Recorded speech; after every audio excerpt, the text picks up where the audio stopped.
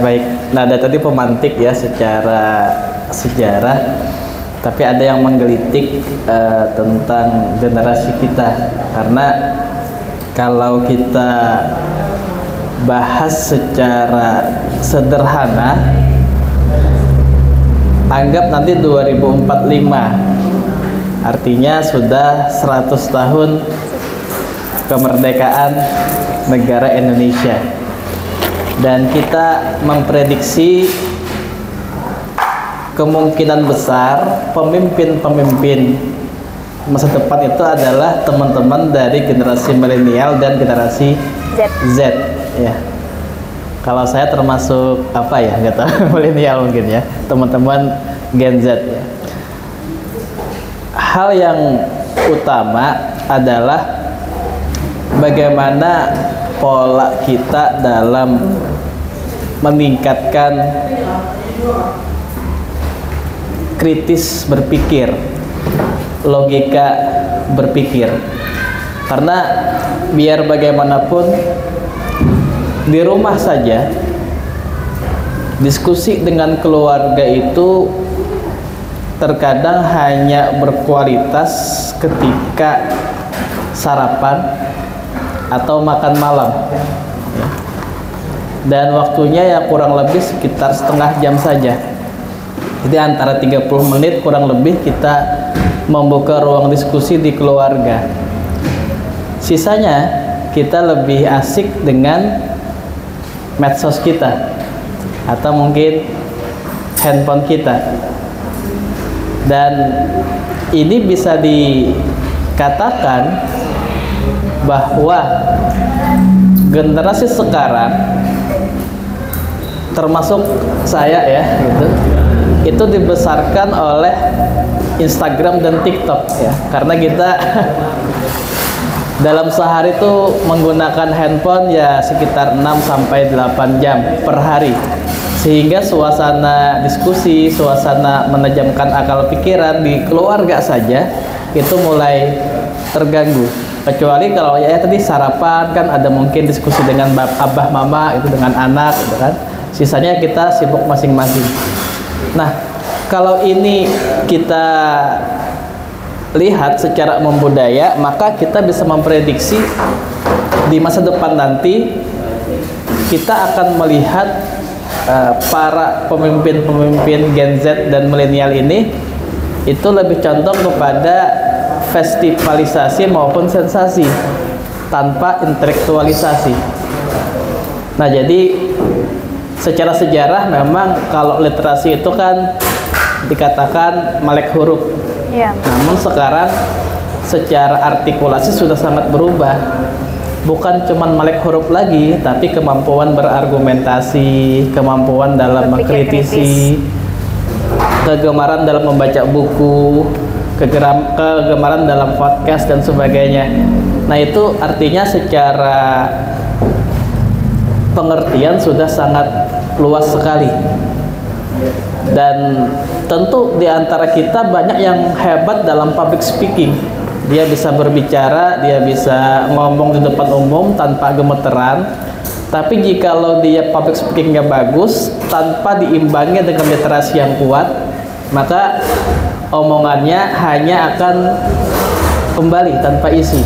Nah, bayangkan jikalau dia punya kemampuan public speaking dengan tingkat literasi yang tinggi, maka argumen dia, pendapat dia itu sangat tajam, sangat luar biasa ya. Dan kembali kepada diri kita masing-masing, mungkin awalnya dipaksa dulu, tapi lama-kelamaan akan menjadi sebuah habit, menjadi sebuah kebiasaan. Saya itu memaksakan diri setiap hari itu minimal paling sedikit 10 halaman untuk membaca buku. Buku apa? Random biasanya. Makanya kan kalau teman-teman pernah berkunjung ke rumah saya, di ruang tamu tuh langsung ada tumpukan buku di ruang tamu ya. Itu hampir ratusan buku sudah ada ketika buka pintu rumah. Kenapa? Karena itu ruangan santai yang kadang-kadang saya tuh kalau habis malam-malam tuh ngambil random aja gitu. Apa yang dekat ambil aja baca gitu kan, tanpa ada mau pikirkan judulnya apa gitu. Makanya berbagai macam genre. Karena biar bagaimanapun buku itu adalah teman kita. Bahkan kalau tanpa buku ya kita seperti setiap hari itu tidak ada penambahan keilmuan. Ya kalau mau meningkat ya mau tidak mau kita harus membaca buku. Dan memang teknologi semakin canggih. Sekarang kan kita bukan hanya membaca buku saja, tapi juga bisa mendapatkan informasi dari luar ya, entah itu handphone dan sebagainya, karena handphone juga sudah menjadi perpustakaan berjalan. Ya tergantung bagaimana cara kita menggunakannya. Nah, dan bisa dikatakan kan kalau kita kembali kepada interaksi terkadang manusia itu punya berbagai macam permasalahan. Sebelum kita fokus ke buku ya sebagai pengalihan. Nah, manusia tuh kalau saya boleh bedakan bisa terbagi menjadi tiga. Menjadi tiga ya, ini saya coba bedakan. Yang pertama itu adalah ketika dia ketemu dengan orang itu, dia merasa nggak enak ya. Ada dia tuh kita nggak enak, kalau dia nggak ada kita senang gitu. Saya ulang ya. Ketika dia ada kita nggak enak, dia nggak ada kita senang. Itu yang pertama ya. Siapa golongan pertama ini? Mereka adalah golongan orang-orang yang suka marah-marah, ya, suka gibah, suka macam-macam sehingga dijauhin orang. Itu golongan yang pertama. Ya mudah-mudahan kita tidak termasuk golongan yang pertama ini. Golongan yang kedua adalah golongan yang ada dia atau tidak adanya dia tidak ada efek apa-apa. Ya bahasa Banjarnya tuh inya ada kayaknya tidak biasa aja kita. Nah, golongan kedua itu adalah golongan orang-orang yang ya kalau bahasa kan lulu gue lah gitu. Nah itu atau emang gue pikirin nah dan sebagainya. Itu golongan nomor 2. Nah, mudah-mudahan kita juga bukan termasuk hal yang ini. Golongan yang ketiga adalah hadirnya dia menyenangkan kita, dia nggak ada kita rindukan. Nah, dia hadir kita senang, dia nggak ada kita rindukan. Siapa golongan ketiga ini? Mereka adalah golongan orang-orang yang akhlaknya bagus, baik ya, terpuji dan sebagainya. Dan mudah-mudahan kita termasuk dalam golongan yang ini, yang ketiga ini ya. Dan tentunya setiap interaksi selalu ada permasalahan.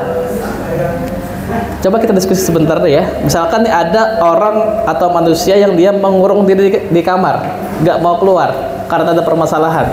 Dia tuh di kamar terus, nggak mau keluar kamar gitu, karena takut dengan masalah. Bisa kita list kira-kira masalahnya apa satu? Karena apa bisanya? Pertemanan, bisa ya. Apalagi kira-kira? Ya, percintaan, patah hati bisa juga kan? Sehingga dia takut untuk keluar kamar. Ya, apalagi kira-kira? Masalah keluarga bisa juga kan? Nah, yang keempat satu lagi. Ditagih hutang bisa juga kan? Nah, dia tuh seperti mengurung diri di kamar karena takut keluar. Bagi dia tuh kalau keluar tuh dapat masalah. Nah, ada teori yang sangat menarik ya. Bahkan kalau kita mengamalkan teori ini sampai-sampai kita nggak ngerti trauma itu apa. Sampai-sampai kita nggak kenal trauma itu apa ya. Kenapa dia mengurung diri di kamar? Karena dia fokus kepada sebab tadi. Kalau saya keluar dari kamar ini nanti pertemanan kacau, atau mungkin nanti hutang ditagih hutang ya, atau patah hati bertambah dan sebagainya, sehingga dia menimbulkan kecemasan berlebih di dalam dirinya dan takut untuk melangkah. Beda kalau dia fokusnya bukan sebab, tapi fokusnya adalah tujuan. Jadi apapun permasalahannya dia fokus ke depan, masalah itu nggak ada bagi dia. Dia melangkah terus ke depan sehingga apapun yang terjadi dia selalu punya tujuan. Nah, kalau kita punya teori seperti ini, terkadang kita tidak mengerti trauma itu apa. Nah, tujuan ini literasi ya merupakan salah satu terapi dari setiap permasalahan. Karena terkadang ketika kita punya masalah nggak ada pelampiasan, terkadang kita bisa menumpahkan lewat sebuah jurnal atau sebuah tulisan, dan itu saya rasa dengan menghasilkan sebuah karya, tapi masalah kita juga akan semakin meredup. Itu sebuah terapi ya. Kenapa? Karena dia nggak fokus kepada sebab, dia fokus kepada tujuan. Nah, itu yang mungkin saya terapkan ketika seumuran Nada mungkin kalau baru kan Nada 17 ya. 16 17. Itu yang saya lakukan dulu tuh ketika ada permasalahan, terapinya lewat menulis sehingga muncullah sebuah karya. Mungkin pernah baca Indahnya Menjemput Cinta Bidadari, baru tahu ya. Pernah baca ya? Yang lain belum pernah baca ya? Loh, itu buku saya yang ketiga tuh. Kenapa? Karena mengalami traumatik yang sangat luar biasa. Traumatik yang sangat luar biasa. Daripada dulu alhamdulillah zaman saya 16 tahun tuh belum ada WhatsApp. Jadi nggak ada yang lihat story galau, nggak ada. Nggak ada. Sekarang kan mungkin Gen Z itu kan lihat story galau kan sebagainya. Nah, menumpahkan lewat tulisan, lewat puisi, dan itu menjadi sebuah terapi yang ternyata nggak nyangka jadi karya. Jadi karya. Makanya kan kenapa saya dulu tuh produktif sekali, mungkin karena ada permasalahan seperti itu. Nah, ini salah satu cara. Jadi kawan-kawan sekalian, kalau ada permasalahan atau apa, menulis, membaca, berdiskusi seperti ini ya, ngumpul bareng seperti ini bisa menjadi sebuah terapi. Karena kalau kita ngumpul ini kan kadang-kadang masalah-masalah itu hilang. Dan saya yakin kawan-kawan sekalian, kalau kita ngumpul seperti ini, kita saling belajar, saling sharing. Saya pun juga belajar dengan yang muda-muda, dan ini bisa meningkatkan kreativitas kita. Ini pemantik saja ya, pemantik dulu karena kita suka berdiskusi. Silahkan mungkin kawan-kawan yang lain.